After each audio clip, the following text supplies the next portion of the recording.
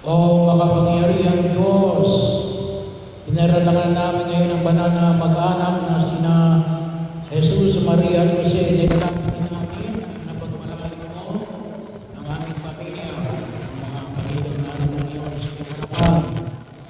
Bibili namin na ginamit mo kami ng iyong pagkakita at pagmamahal.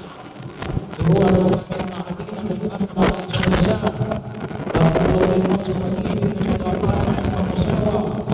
Gabayan mo ang mga anak sa labas ng pagkaparama sa kanilang mga magulang sa mabuting asa. Ibigay mo sa amin ang iyong espiritu ng mabuting pagsasamahan at pag-iintindihan.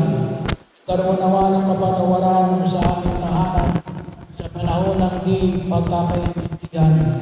Ikaw nawa ang liwanag na pumuksa sa dilim sa pagkawalang-wala. Ikaw nawa ang maging sanhi ng pagkakaisa. Sa oras ng gulo, ikaw ang maging kaliwanagan. Akayin mo ang aming pamilya na sama-samang magpupuri at maglilingkod sa iyo. Sa ngalan ng Ama, ng Anak, at ng Espiritu Santo. Amen.